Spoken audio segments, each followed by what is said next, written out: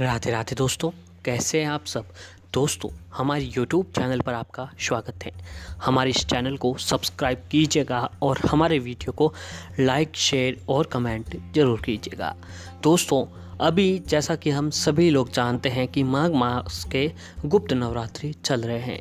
जी हाँ दोस्तों, गुप्त नवरात्रि जो है धर्म कर्म उपाय यातना और साधना के लिए सबसे उत्तम माने जाते हैं। दोस्तों, अगर किसी भी व्यक्ति की कोई मनोकामना है जो पूरी नहीं हो रही है, कोई इच्छा पूर्ति नहीं हो रही है, तो उन लोगों के लिए दोस्तों गुप्त नवरात्रि के ये जो 10 दिन होते हैं ये सबसे अच्छे दिन माने जाते हैं। जी हाँ दोस्तों, उपाय साधनाओं के लिए गुप्त नवरात्रि जो है सभी दिनों में से श्रेष्ठ दिन माने जाते हैं।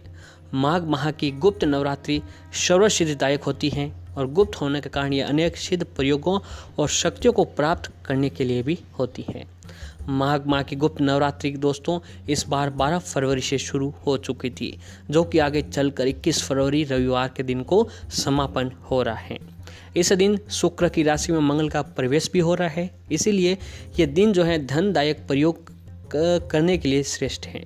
यदि आपके जीवन में पैसों का अभाव है, कड़ी मेहनत करने के बाद भी आपको सफलता नहीं मिल रही है, पैसों की लगातार कमी बन रही है, कर्ज लेने की नौबत आ रही है, तो दोस्तों आपको गुप्त नवरात्रि नवमी तिथि के दिन कुछ विशेष उपाय अवश्य ही करने चाहिए। इन उपायों को करने मात्र से दोस्तों आपके जीवन की सारी परेशानियां खत्म होने लग जाती हैं। जी हाँ दोस्तों, तो इस बार की गुप्त नवरात्रि की जो नवमी तिथि है वो नवमी तिथि रविवार के दिन को पड़ रही है। और आप सभी लोग जानते होंगे कि रविवार का दिन जो है भगवान सूर्य देव का दिन कहा जाता है। यानी कि दोस्तों जो भगवान सूर्य देव को सच्चे भक्त होते हैं वह उनकी पूजा आराधना रोज करते हैं। लेकिन दोस्तों विशेष तौर से भगवान सूर्य देव की पूजा आराधना का दिन जो होता है वह दिन रविवार का दिन माना जाता है। दोस्तों, सूर्य को प्रत्यक्ष देव कहा जाता है और ज्योतिष शास्त्र के अनुसार सूर्य को सभी ग्रहों का पिता भी कहा जाता है। ग्रहों के पिता होने के नाते सूर्य देव सभी अशुभ ग्रहों के कुप्रभाव से भी मुक्ति दिलाते हैं। इसीलिए दोस्तों प्राय सभी ज्योतिष शास्त्रियों ने शनि की 7.5 ढैया के कुप्रभाव से मुक्ति प्राप्त करने हेतु सूर्य को जल देने की सलाह देते हैं।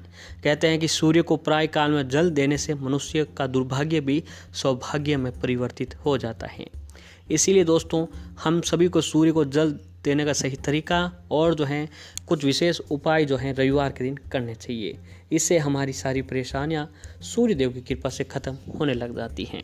तो दोस्तों हम आपको गुप्त नवरात्रि के नवमी तिथि के दिन कुछ ऐसा ही एक उपाय बताने जा रहे हैं, जिसे अगर आप लोगों ने रविवार के दिन कर लिया गुप्त नवरात्रि के नवमी के दिन तो आपकी जीवन की सारी परेशानियाँ ख़त्म हो जाती हैं।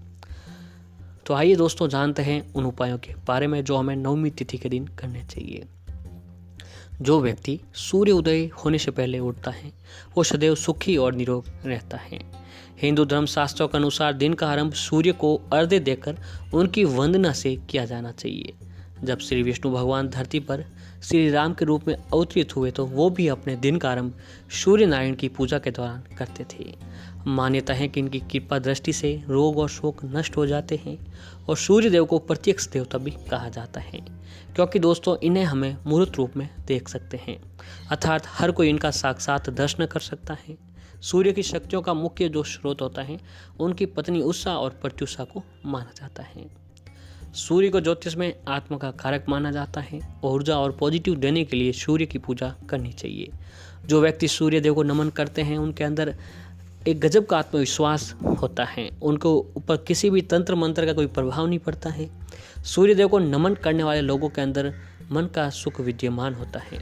हम सूर्य देव को देवता मान रहे हैं तो इनकी पूजा करने के भी कुछ विधान होने चाहिए।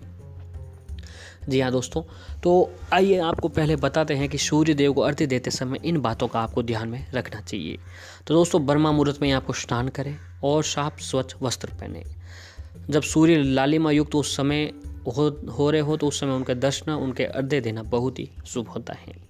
अर्घ्य देते समय हाथ सिर से ऊपर होने चाहिए। ऐसा करने से सूर्य की 7 किरणें शरीर पर पड़ती हैं। सूर्य देव को जल अर्पित करने से नवग्रह की भी कृपा प्राप्त होती है। सूर्य देव को जल अर्पण करने के बाद आपको 3 परिक्रमा अवश्य ही करनी चाहिए। और दोस्तों सूर्य को मीठा जल चढ़ाने से भी लाभ मिलता है। मीठा जल से तात्पर्य यह है कि साफ जल में आपको मिश्री मिला देनी चाहिए। सूर्य को अर्घ्य देते समय इस बात का ध्यान रखें कि जल की धारा धीरे धीरे दें और सूर्य देव को जल चढ़ाया गया जल किसी के पैरों को स्पर्श जो है आपको नहीं करने देना चाहिए। सूर्य देव को चढ़ाया गया जल आप अपने पौधे के गमलों में दे सकते हैं। इसके अलावा किसी पैरों के नीचे भी वो नहीं आता है। यदि दोस्तों सूर्य देव को चढ़ाया गया जल यदि किसी पैर के नीचे आता है तो आपका अर्घ्य देने का लाभ आपको प्राप्त नहीं हो पाता है। और सूर्य देव को चढ़ाए गए जल में से कुछ पानी आपको बचा लेना है, उसको अपने हाथों में लेकर चारों दिशाओं में छिड़क देना चाहिए। इसके ऐसा करने से हमारे आसपास का जो वातावरण है पॉजिटिविटी होता है और हमारे घर में जो है सुख समृद्धि बनती है। तो दोस्तों अब आपको बताते हैं कि ऐसा क्या जो है सूर्य देव को सही अर्घ्य देने का समय क्या है। तो दोस्तों सूर्य को जल तो हम सभी अर्पित कर रहे होते हैं, परंतु उसका सही तरीका पता नहीं होने के कारण उसका पूर्ण फल हमें नहीं प्राप्त हो पाता है।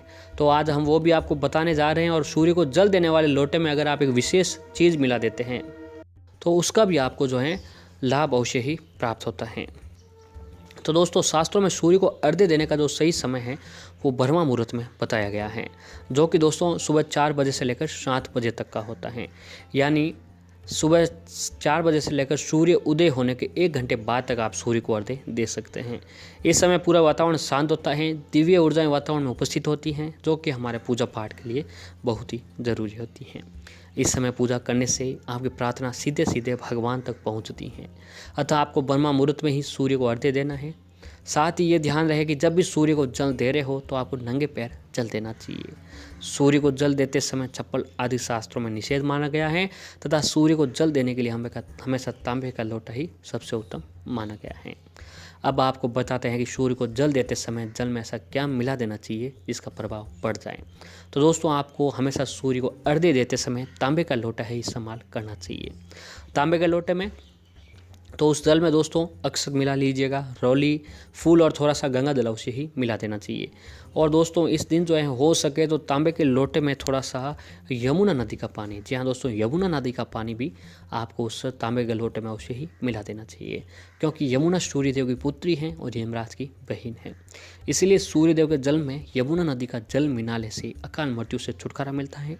सूर्य को जल देते समय हमेशा ध्यान रखें कि आपके दोनों हाथ आपके सर से ऊपर हो, साथ ही जो धारा ज़मीन पर गिर रही है वह आपके पैरों से न टकराएं। तो दोस्तों ये काम अगर आप इस नवमी तिथि के दिन करते हैं तो आपके ऊपर भगवान सूर्य देव की कृपा अवश्य ही बनती है और इनकी कृपा से आपको हर काम श्रेष्ठ और जो है बहुत ही जल्द प्राप्त होता है। हमेशा लाल वस्त्र पहनकर सूर्य को जल देना चाहिए, यह बहुत ही प्रभावी माना गया है। जल अर्पित करने के बाद सूर्य देव को धूप अवश्य ही दिखाना चाहिए। और दोस्तों जो है आपको ओम सूर्याय नमः, ओम सूर्याय नमः इस मंत्र का जाप भी आपको करते रहना चाहिए। तो दोस्तों गुप्त नवरात्रि नवमी तिथि के दिन अगर आप यह काम करते हैं तो सूर्य देव की कृपा आपके ऊपर अवश्य ही बनती है।